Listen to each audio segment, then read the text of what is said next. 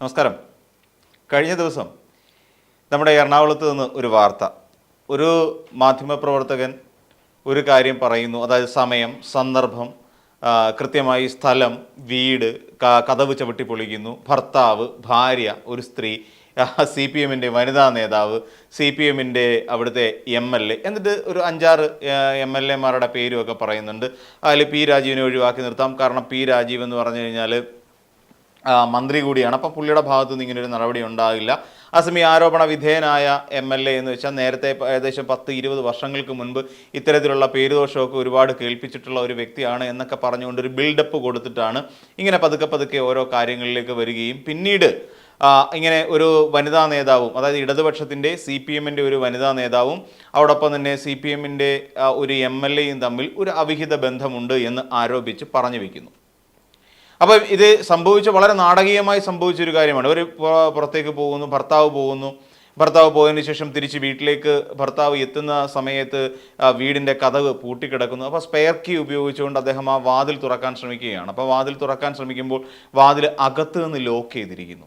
അപ്പോൾ അതുകൊണ്ട് തന്നെ വീട് തുറക്കാൻ കഴിയാത്ത ഒരു സാഹചര്യം.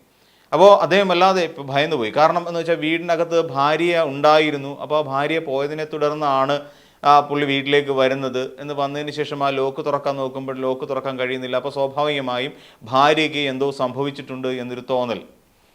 അതായത് എന്ത് സംഭവിച്ചു, എന്തുകൊണ്ട് എനിക്ക് വാതിൽ തുറക്കാൻ കഴിയുന്നില്ല. അപ്പോൾ വീട്ടിലെ ഭാര്യയുടെ ഫോണിലേക്ക് വിളിക്കുന്നു. അപ്പോൾ ഫോണ് അകത്ത് നിന്ന് റിങ് ചെയ്യുന്നത് കേട്ടു എന്നാണ് പറയുന്നത്. അപ്പോൾ അങ്ങനെ റിങ് ചെയ്യുന്ന കേട്ടപ്പോൾ തന്നെ പുള്ളിയുടെ ആവലാതി കൂടി. ഇനി എൻ്റെ ഭാര്യയ്ക്ക് എന്തെങ്കിലും സംഭവിച്ചു കാണുമോ എന്ന് കരുതി അദ്ദേഹം കുറച്ച് ആൾക്കാരെല്ലാം വിളിച്ചു കൂട്ടിയിട്ട് ആ വാതിലൊക്കെ ചവിട്ടി പൊളിച്ച് നേരെ വീടിനുള്ളിലേക്ക് കയറി ചെല്ലുമ്പോൾ അതാ കിടക്കുന്ന ഒരിക്കൽ പോലും ഒരു ഭർത്താവിന് സഹിക്കാൻ കഴിയാത്ത ഒരു കാഴ്ച. സ്വന്തം ഭാര്യയും മറ്റൊരു പുരുഷനും, അതായത് ഈ MLA-യുമായി അവിടെ കിടക്കുന്നു.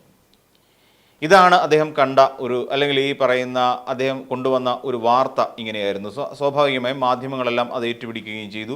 പല മാധ്യമങ്ങളിൽ ഇങ്ങനെ ഒരു MLA-യും ഒരു CPM-ൻ്റെ വനിതാ നേതാവും തമ്മിൽ ഇങ്ങനെ ചെറിയ അവിഹിത ബന്ധം ഇങ്ങനെ നടക്കുന്നുണ്ട്. അത് ഭർത്താവ് കണ്ടുപിടിച്ചു. ഒടുവിൽ ആ ഭർത്താവ് ആ മനുഷ്യൻ്റെ, അതായത് ആ MLA-യുടെ നെഞ്ചത്തിട്ട് ചവിട്ടി തെറിപ്പിച്ച് കളഞ്ഞു. പക്ഷേ വാതിൽ പൊളിഞ്ഞതായി നമുക്ക് തോന്നുന്നില്ല. വാതിലെവിടെയും പൊളിഞ്ഞതായി അവർ നടത്തിയ പത്രസമ്മേളനങ്ങളിലൊന്നും നമ്മളത് കണ്ടില്ല.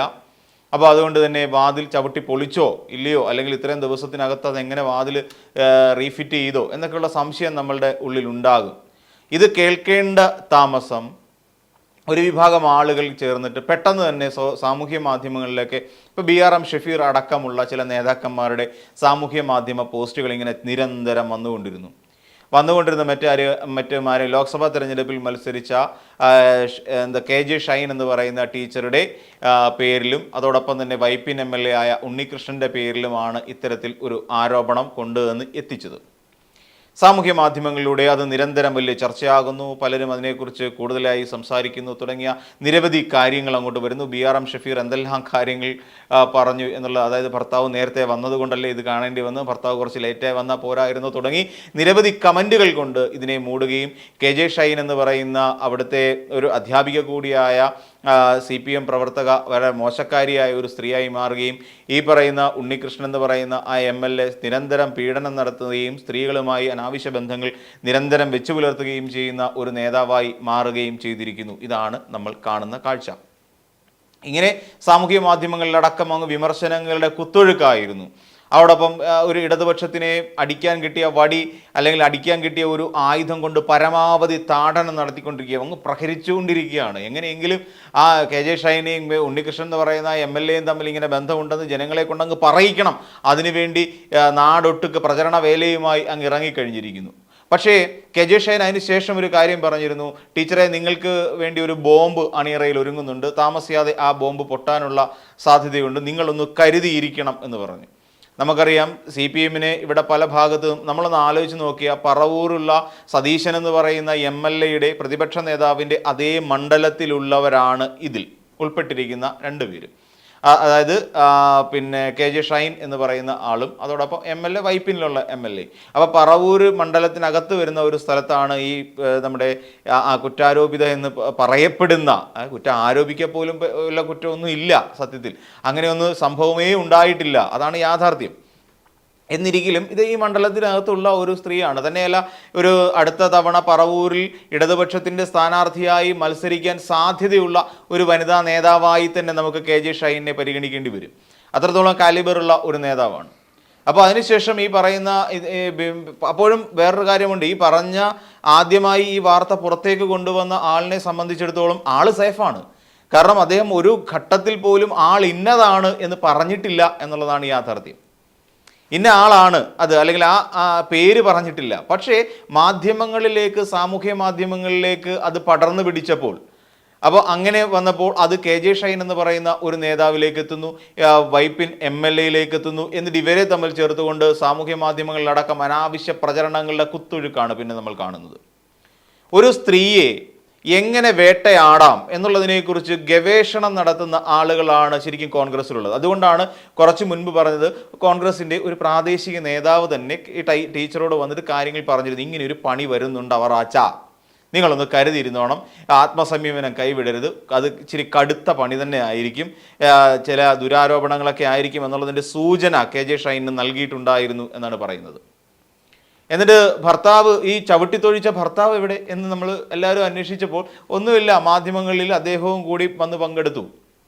അപ്പോൾ അദ്ദേഹം ചോദിക്കുന്ന ചില ചോദ്യങ്ങൾ, പിന്നെ തന്നെയല്ല, ഈ വന്ന ഒരു മാധ്യമത്തിലൂടെ വന്ന വിവരമനുസരിച്ച് അദ്ദേഹത്തിൻ്റെ സ്വന്തം കാറ് വീട്ടിലെവിടെയോ ഇട്ടിട്ട് മറ്റൊരു, അതായത് ഒരു ഔദ്യോഗിക കാറ് മാറ്റിയിട്ടതിന് ശേഷം ഒരു സ്വകാര്യ വാഹനത്തിലാണ് അദ്ദേഹം അവിടേക്ക് എത്തിയത് എന്ന് പറയുന്നു. അപ്പോൾ സ്വാഭാവികമായും ഭർത്താവ് വീട്ടിലേക്ക് എത്തുന്ന സമയത്ത് എന്തായാലും ഈ കാറ് കണ്ടിട്ടുണ്ടാവും. അപ്പം പിന്നെ എന്തിനാണ് അദ്ദേഹം താക്കോലിട്ട് ആ വീട് തുറക്കാൻ ശ്രമിച്ചത് എന്നൊരു ചോദ്യം നമുക്ക് അവിടെ അവശേഷിക്കുന്നു. കാറ് കാണുമ്പോൾ സ്വാഭാവികമായും ആ കാറും തൻ്റെ ഭാര്യയും ആ കാറിൽ വന്ന ആളും വീടിനുള്ളിൽ തന്നെയാണ് എന്ന് ഇദ്ദേഹത്തിൻ്റെ ഭർത്താവിന് സ്വാഭാവികമായി ഊഹിക്കാൻ കഴിയാവുന്നതേ ഉള്ളൂ. അപ്പോൾ പിന്നെ ആദ്യം ഈ താക്കോലിട്ട് തിരിച്ചത് തുറന്ന് അതിനകത്തേക്ക് പ്രവേശിക്കുക എന്ന് പറഞ്ഞാൽ അദ്ദേഹത്തിന് അത്രയ്ക്ക് മണ്ടനാണോ? കാരണം എന്തായിരുന്നാലും രണ്ടുപേരകത്തുണ്ടെങ്കിൽ വാതിൽ തുറക്കുന്നില്ലെങ്കിൽ ഉറപ്പായും അതിൻ്റെ ബോൾട്ട് ഇട്ടിട്ടുണ്ടായിരിക്കും, അല്ലെങ്കിൽ അത് അകത്തു നിന്ന് കൃത്യമായി പൂട്ടിയിട്ടുണ്ടാവും. അപ്പം ഇത് കൃത്യമായി മനസ്സിലാക്കുന്ന ഒരാളായിരിക്കും. ചവിട്ടിപ്പൊളിച്ചു. അപ്പോൾ അദ്ദേഹം തന്നെ പറയുന്നുണ്ട്, ഒരു കാര്യം ചെയ്ത് നിങ്ങൾ അടുത്തുള്ള വീടുകളിൽ തിരക്കൂ, ഇതിൻ്റെ തൊട്ടടുത്ത് വീടുകളുണ്ട്, അപ്പോൾ ആ വീട്ടിൽ ചെന്ന് നിങ്ങൾ തിരക്കൂ. ഇത്തരം ഒരു വാതിൽ ചവിട്ടിപ്പൊളിക്കുന്ന സമയത്ത് എന്തായിരുന്നാലും സൈലൻസർ വെച്ചുകൊണ്ട് വാതിൽ ചവിട്ടിപ്പൊളിക്കാൻ പറ്റില്ല. അപ്പോൾ അതിനൊരു ശബ്ദം ഉണ്ടാകും. ഈ വാതിൽ പൊളിയുന്നതിൻ്റെയും ഒരു പലകയിലേക്ക് ആഞ്ഞ് ചവിട്ടുന്നതിൻ്റെയും ഒക്കെ ഒരു ശബ്ദം എന്തായാലും തൊട്ടപ്പുറത്തൊക്കെ ഉള്ള വീട്ടുകാർ കേട്ടിട്ടുണ്ടാവാനാണ് സാധ്യത.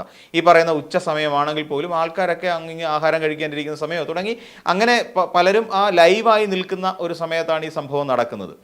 എന്തായിരുന്നാലും ഒരു ഭർത്താവിനെ സംബന്ധിച്ചിടത്തോളം ഒരാളെ ചവിട്ടുകയും തൊഴിക്കുകയും ആക്രോശിക്കുകയും ഒക്കെ ചെയ്യുമല്ലോ സ്വാഭാവികമായും. അപ്പോൾ അത്തരത്തിലുള്ള ബഹളമൊന്നും ചുറ്റുവട്ടത്തുള്ള ആരും കേട്ടിട്ടില്ല എന്നാണ് അദ്ദേഹം പറയുന്നത്. അതായത് കുറ്റാരോപിതയായ സ്ത്രീയുടെ ഭർത്താവ് പറയുന്ന അങ്ങനെ യാതൊരു അയൽപക്കക്കാരും ഒന്നും കേട്ടിട്ടുമില്ല, ഞാൻ ഇങ്ങനെയൊന്നും ചെയ്തിട്ടില്ല എന്ന് പറയുന്നു. അപ്പോൾ അങ്ങനെ ഒരു സംഭവമേ ഉണ്ടായിട്ടില്ല. ഇത് സാമൂഹ്യ മാധ്യമങ്ങളിലൂടെ. അപ്പോൾ KJ ഷൈൻ തന്നെ പറയുന്നൊരു കാര്യമുണ്ട്. ഇപ്പോൾ നമുക്കറിയാം, ഒരു സ്ത്രീപീഡന കേസും ഗർഭഛിദ്ര കേസും അടക്കം നിരവധിയായ പ്രശ്നങ്ങളിലൂടെ, പ്രതിസന്ധികളിലൂടെ കടന്നുപോയിക്കൊണ്ടിരിക്കുന്ന കോൺഗ്രസിനെ സംബന്ധിച്ചിടത്തോളം, അല്ലെങ്കിൽ കോൺഗ്രസിൻ്റെ സൈബർ കൂട്ടങ്ങളെ സംബന്ധിച്ചിടത്തോളം ഒരു ഇരയെ കിട്ടുക എന്നുള്ളതാണ് വളരെ പ്രാധാന്യമുള്ള ഒരു വിഷയം. അപ്പോൾ ഒരു ഇരയെ തപ്പിയെടുക്കുക, ആ ഇരയെ തപ്പിയെടുത്തിട്ട് എന്നിട്ട് രണ്ടുപേരെ തമ്മിൽ കഥകൾ മെനയുക. സാമൂഹ്യ മാധ്യമങ്ങൾ അങ്ങനെയാണല്ലോ. നമുക്കറിയാം, ഇവിടെ EP ജയരാജൻ എന്ന് പറയുന്ന നേരത്തെ മുൻ LDF കൺവീനറും അദ്ദേഹത്തിൻ്റെ ഭാര്യയും കൂടി ഒരു കല്യാണ ചടങ്ങിൽ പങ്കെടുക്കുന്ന സാഹചര്യത്തിൽ അവിടെ അദ്ദേഹത്തിൻ്റെ ഭാര്യയെ അവിടെ നിന്നും വെട്ടി മാറ്റുകയും തുടർന്ന് അവിടെ സ്വപ്ന സുരേഷിനെ പോലെ സ്വർണ്ണക്കടത്ത് കേസിലെ പ്രതിയുടെ ചിത്രം കൊണ്ട് വെക്കുകയും ചെയ്ത തരത്തിൽ എഡിറ്റ് ചെയ്ത് മോർഫ് ചെയ്ത് ഇവിടെ ചിത്രങ്ങൾ പ്രചരിപ്പിച്ചിട്ടുള്ള കഥ നമുക്കറിയാം. അപ്പോൾ അങ്ങനെയുള്ള ആളുകളെ സംബന്ധിച്ചിടത്തോളം ഇത് അത്ര ബുദ്ധിമുട്ടുള്ള കേസൊന്നുമല്ല. പിന്നെ തന്നെയുമല്ല, നമ്മുടെ കോൺഗ്രസ് പാർട്ടിക്ക് ഉള്ളിൽ തന്നെയുള്ള സ്ത്രീകളെ അടക്കം, അമ്മയുടെ പ്രായമുള്ള സ്ത്രീകളെ അടക്കം അനാവശ്യം പറയുകയും അവരെ എത്രയോ മോശക്കാരിയാക്കി ചിത്രീകരിക്കാൻ കഴിയുമോ അത്രത്തോളം മോശക്കാരിയായി ചിത്രീകരിച്ചുകൊണ്ട് സാമൂഹ്യ മാധ്യമങ്ങളിലടക്കം വമ്പം പ്രചാരണം നടത്തിയിട്ടുള്ള ഒന്നാണ് കോൺഗ്രസിൻ്റെ സാമൂഹ്യ മാധ്യമ അക്കൗണ്ട്, അല്ലേ? എന്തിനേറെ പറയാൻ, VD സതീശൻ രാഹുൽ മാങ്കൂട്ടത്തിനെതിരായി ചെറുവിരലൊന്ന് അനക്കിയപ്പോൾ ആ വിരൽ മുറിച്ച് കളയാൻ വേണ്ടി തന്നെ, വിരൽ മാത്രമല്ല കൈ വെട്ടാൻ വേണ്ടി തന്നെ തയ്യാറെടുത്ത് നിന്ന ഒരു സൈബർ കൂട്ടത്തെ നമുക്ക് അറിയാം. അപ്പോൾ അങ്ങനെ ഇത്തരത്തിൽ സൈബർ കൂട്ടങ്ങളുടെ ശക്തമായ ഒരു അതിക്രമം നടന്നുകൊണ്ടിരിക്കുക. സ്ത്രീയാണെന്ന പരിഗണന ഇല്ല. കാരണം സ്ത്രീയാണ് എന്നുള്ള, സ്ത്രീയാണെന്നോ അമ്മയാണെന്നോ ഒക്കെയുള്ളൊരു പരിഗണന ഉണ്ടായിരുന്നെങ്കിൽ തീർച്ചയായും രാഹുൽ മാങ്കൂട്ടത്തിൽ അങ്ങനെ ഒരു പ്രവൃത്തിയിലേക്ക് പോകില്ല. കാരണം റിപ്പോർട്ടുകൾ പുറത്തു വരുമ്പോൾ അല്ലെങ്കിൽ ഇങ്ങനെ ആരോപണങ്ങൾ പുറത്തു വരുമ്പോൾ IAS ഉദ്യോഗസ്ഥ വരെ ഈ രാഹുൽ മാങ്കൂട്ടത്തിൻ്റെ അതിക്രമത്തിനും ഇത്തരത്തിലുള്ള ഈ പറയുന്ന പ്രഡേറ്റർ എന്ന് പറയുന്ന ഒരു മനുഷ്യനുണ്ടല്ലോ, അപ്പോൾ അതിനകത്തൊന്നും ഒരു IAS ഉദ്യോഗസ്ഥയുണ്ട്. 18 മുതൽ 60 വയസ്സ് വരെ ഇടയിൽ പ്രായമുള്ള സ്ത്രീകൾ, പല സ്ത്രീകളുമായും ബന്ധം പുലർത്തിയിട്ടുണ്ട് എന്നൊക്കെയാണ് അദ്ദേഹത്തെക്കുറിച്ചുള്ള ഞെട്ടിപ്പിക്കുന്ന ചില വസ്തുതകൾ പുറത്തേക്ക് വരുമ്പോൾ നമുക്ക് മനസ്സിലാക്കാൻ കഴിയുന്നത്. അപ്പോൾ അങ്ങനെ നടക്കുന്ന ഒരാൾ തന്നെയുമല്ല, സ്വന്തം പാർട്ടിയിലുള്ള വനിതാ നേതാക്കളെ പോലും അടച്ചാക്ഷേപിക്കാൻ തക്ക ശേഷിയുള്ള സൈബർ വെട്ടിക്കിളിക്കൂട്ടങ്ങളെ വളർത്തിക്കൊണ്ടിരിക്കുന്ന കോൺഗ്രസ് പാർട്ടിയെ സംബന്ധിച്ചിടത്തോളം ഒരു വനിതാ നേതാവിനെ കുറിച്ചും തന്നെയും ഒരു MLA കുറിച്ചുമൊക്കെ അവരെ രണ്ടുപേരെയും ചേർത്ത് വെച്ചുകൊണ്ട് കഥ മെനയുക എന്ന് പറഞ്ഞാൽ അവരെ സംബന്ധിച്ചിടത്തോളം പൂ പറിക്കും പോലെ ഈസി ആയിട്ടുള്ള ഒരു പരിപാടിയാണ്. അപ്പോൾ അത് അങ്ങനെ ഒരു തലത്തിലേക്കാണ് പോകുന്നത്. എന്തായിരുന്നാലും ഇങ്ങനെ KJ ഷൈനെയും ഉണ്ണികൃഷ്ണൻ എന്ന് പറയുന്ന വൈപ്പിൻ MLA ചേർത്ത് വെച്ചുകൊണ്ട് ഇത്തരത്തിൽ സാമൂഹ്യ മാധ്യമങ്ങളിൽ പടച്ചുവിട്ട സാഹചര്യത്തിൽ അവിടെ നേരെ തന്നെ ഒരു പ്രശ്നമുണ്ടായി. അവർ നേരിട്ട് തന്നെ DGPക്കും മുഖ്യമന്ത്രിക്കും വനിതാ കമ്മീഷനിലും ഒക്കെ പരാതി കൊടുത്തിട്ടുണ്ട്.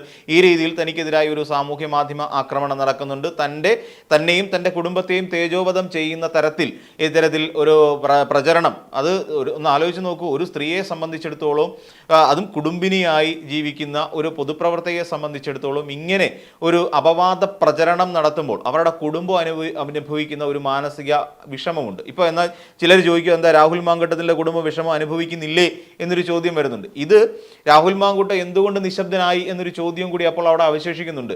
എന്തുകൊണ്ടാണ് രാഹുൽ മാങ്കൂട്ടത്തിൽ ഒരിക്കൽ പോലും മാധ്യമങ്ങളിൽ വന്നിട്ട് പറഞ്ഞിട്ടില്ല, ഞാൻ അങ്ങനെ ചെയ്തിട്ടില്ല, ഇതെനിക്കെതിരായി നടക്കുന്ന ഇടതുപക്ഷ സൈബർ ഹാൻഡിലുകളിൽ നിന്ന് നടക്കുന്ന ഒരു കരുതിക്കൂട്ടിയുള്ള ആക്രമണമാണ് എന്ന് രാഹുൽ മാങ്കൂട്ടത്തിൽ എപ്പോഴെങ്കിലും വാ തുറന്ന് സമ്മതിച്ചിട്ടുണ്ടോ അല്ലെങ്കിൽ പറഞ്ഞിട്ടുണ്ടോ? ഇല്ല.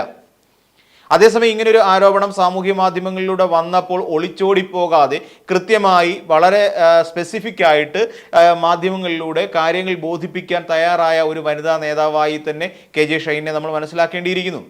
അപ്പോൾ അതുകൊണ്ടാണ് പറഞ്ഞത്, അവരെ സംബന്ധിച്ചിടത്തോളം ഒരു കുടുംബമുണ്ട് എന്നുള്ള ഒരു നോട്ടമെങ്കിലും ഉണ്ടാകേണ്ടതായിരുന്നു ഈ പറയുന്ന സൈബർ വെട്ടിക്കിളിക്കൂട്ടങ്ങൾക്ക്.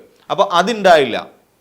സ്വന്തം പാർട്ടിയിലുള്ളവരെ പറയുമ്പോൾ പോലും അത്തരത്തിലുള്ള ചിന്താഗതിയൊന്നുമില്ല. ഒരു പക്ഷേ ഇങ്ങനെയുള്ള സംഭവങ്ങൾ നമ്മൾ ഇപ്പോൾ KJ ഷൈൻ തന്നെ ഭയപ്പെടുന്ന ഒരു കാര്യമുണ്ട്. ഇന്ന് നിരവധി വനിതാ അല്ലെങ്കിൽ യുവതികളായ ഒരുപാട് ആളുകൾ പൊതുപ്രവർത്തക രംഗത്തേക്ക് ഇറങ്ങുന്നുണ്ട്. നാളെ അത്തരത്തിലുള്ള ആളുകളെ വീട്ടിൽ നിന്ന് അവരുടെ അച്ഛനമ്മമാർ പോലും പൊതുരംഗത്തേക്ക് ഇറക്കി വിടാൻ പോലും തയ്യാറാകാത്ത ഒരു കൂട്ടമായി അല്ലെങ്കിൽ അങ്ങനെ ഒരു അവസ്ഥയിലേക്ക് നമ്മുടെ യുവാക്കൾ എത്തിച്ചേരുന്ന ഒരു സാഹചര്യം ഉണ്ടാകും.